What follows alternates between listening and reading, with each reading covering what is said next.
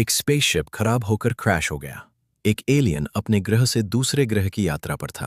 तभी अचानक उसका स्पेसशिप नियंत्रण खो बैठा और एक छोटे से गांव के पास जंगल में आकर गिर गया। उसी समय उस गांव में एक भयानक बीमारी फैल रही थी।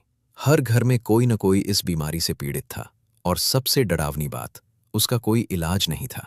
उस गांव में कमल नाम का एक युवक रहता था। कमल बहुत ही ईमानदार और दयालु इंसान था, जो हमेशा दूसरों की मदद के लिए तैयार रहता था। वो दिन रात यही सोचता रहता था कि इस बीमारी का इलाज कैसे खोजा जाए।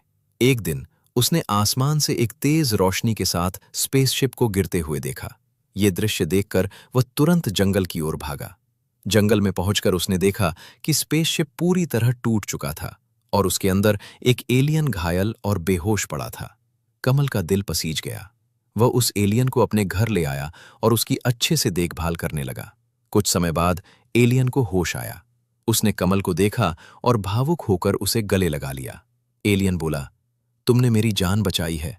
मैं तुम्हारा शुक्रिया कैसे अदा करूं? मैं तुम्हारी क्या मदद कर सकता हूं? कमल ने तुरंत कहा, हमारे गांव में एक भयानक बीमारी फैल रही है जिसका कोई इलाज नहीं है।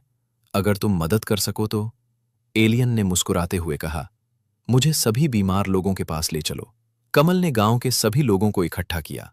जो भी बीमार थे उन्हें एक जगह बुलाया गया। तब एलियन ने अपनी अद्भुत शक्ति का उपयोग किया। उसने अपनी ऊर्जा से एक चमकदार प्रकाश बनाया और सभी बीमार लोगों को उस ऊर्जा से ठीक कर दिया। धीरे धीरे पूरा गांव स्वस्थ हो गया। सबकी आंखों में खुशी के आंसू थे। कमल की दयालुता और एलियन की शक्ति ने मिलकर एक चमत्कार कर दिया। एलियन जाने से पहले बोला, अच्छाई हमेशा लौट कर आती है। और फिर वह अपने स्पेसशिप को ठीक करके अपने ग्रह की ओर उड़ गया।